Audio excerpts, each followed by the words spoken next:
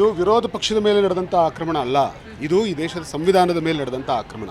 ರಾಹುಲ್ ಗಾಂಧಿಯವರು ಈ ದೇಶದ ಯುವಕರ ಪರವಾಗಿ, ಈ ದೇಶದ ಜನಗಳ ಪರವಾಗಿ ಅವರು ಹೋರಾಟಕ್ಕೆ ಇಳಿದಿದ್ದಾರೆ. ಆ ಹೋರಾಟವನ್ನು ನಾವು 100ಕ್ಕೆ 100ರಷ್ಟು ಬೆಂಬಲಿಸಬೇಕು.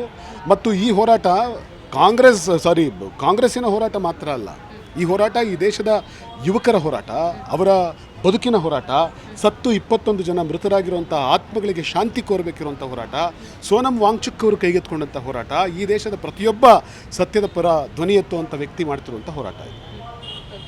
ಸರ್, ಈಗಾಗಲೇ ನೀವು ಹೇಳಿದರೆ 21 ಜನ ಸಾವನ್ನಪ್ಪಿದ್ದಾರೆ. ಸೊ ಅವರ ಬದುಕಿಗೆ ಒಂದು ಶಾಂತಿ ಸಿಗಲಿ ಅಂತ ಎಲ್ಲರೂ ಕೂಡ ಬೇಡುವಂಥದ್ದು. ಬಟ್ ಈಗಿನ ಪರಿಸ್ಥಿತಿ ನೋಡುವಾಗ ಎಲ್ಲೋ ಒಂದು ಕಡೆ ದೇಶ ಏನಾಗ್ತಿದೆ ಅನ್ನೋ ಪ್ರಶ್ನೆ ಕೂಡ ಉದ್ಭವ ಆಗ್ತಿದೆ. ಏನು ಹೇಳ್ತೀರಾ ಸರ್? ಅಲ್ಲ, ಈಗ ಆಳ್ವಿಕೆ ಮಾಡ್ತಾ ಇರುವಂಥ ಸರ್ಕಾರಕ್ಕೆ ಮಾನ ಮರ್ಯಾದೆ ಏನೂ ಇಲ್ಲ.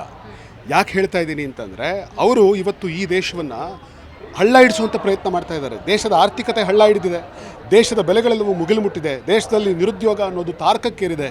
ಬಹುಶಃ ನೇಪಾಳದಲ್ಲಿ ಯಾವ ರೀತಿ ಯುವಕರು ದಂಗೆ ಎದ್ರೋ, ಬಾಂಗ್ಲಾದೇಶದಲ್ಲಿ ಯಾವ ರೀತಿ ಯುವಕರು ದಂಗೆ ಎದ್ರೋ, ಅದೇ ಮಾದರಿಯಲ್ಲಿ ಭಾರತ ದೇಶದಲ್ಲಿ ಕೂಡ ಇವತ್ತು ಯುವಕರು ದಂಗೆ ಹೇಳ್ತಾ ಇದ್ದಾರೆ. ದಂಗೆ ಯಾವುದರ ವಿರುದ್ಧ? ಒಂದು ಸರ್ಕಾರದ ವಿರುದ್ಧ ಅಲ್ಲ, ವ್ಯಕ್ತಿ ವಿರುದ್ಧ ಅಲ್ಲ. ದಂಗೆ ಎದ್ದಿರೋದು ಅನ್ಯಾಯದ ವಿರುದ್ಧ, ಮೋಸದ ವಿರುದ್ಧ, ಈ ದೇಶದಲ್ಲಿ ನಡೀತಾ ಇರುವಂಥ ಭ್ರಷ್ಟಾಚಾರ, ದೇಶದಲ್ಲಿ ನಡೀತಾ ಇರುವಂಥ ಧಾರ್ಮಿಕ ಅಸಹಿಷ್ಣುತೆ, ಈ ದೇಶದಲ್ಲಿ ನಡೀತಾ ಇರುವಂಥ ಕೊಳಕು ರಾಜಕಾರಣ, ಇದೆಲ್ಲದರ ವಿರುದ್ಧ ನಡೀತಾ ಇರುವಂಥ ಹೋರಾಟ. ಅದು ನೀಟ್ ಅನ್ನೋದು ಒಂದು ಶಸ್ತ್ರ, ಆದರೆ ಅದನ್ನು ಬಳಸ್ಕೊಂಡು ಎಲ್ಲ ಅನ್ಯಾಯಗಳ ವಿರುದ್ಧ ನಡೀತಾ ಇರುವಂಥ ಸಂಘರ್ಷ ಇದೆ. ಓಕೆ ಸರ್, ನೀವು ಹೇಳಿದ್ರಿ ಒಂದು ಕಡೆ ಅವರು ಪ್ರತಿಭಟನೆ ಮಾಡ್ತಾ ಇದ್ದಾರೆ ಅನ್ನ ನೀರು ಬಿಟ್ಟು, ಬಟ್ ವಿಚಾರಗಳು ಎಲ್ಲೋ ಒಂದು ಕಡೆ ಅಲ್ಲೋಲ ಕಲ್ಲೋಲ ಆಗ್ತಾ ಇದೆ, ಬೇರೆ ಬೇರೆ ವಿಚಾರಗಳಿಗೆ ತಿರುವು ಪಡಿತಾ ಇದೆ. ಯುವಕರಾಗಿ ಏನು ಹೇಳ್ತೀರಾ? ಯುವಕರಿಗೆ ನಾನು ಹೇಳೋದು ಇಷ್ಟೇ, ಇದು ನಿಮ್ಮ ಕಾಲ, ನಮ್ಮ ಕಾಲ.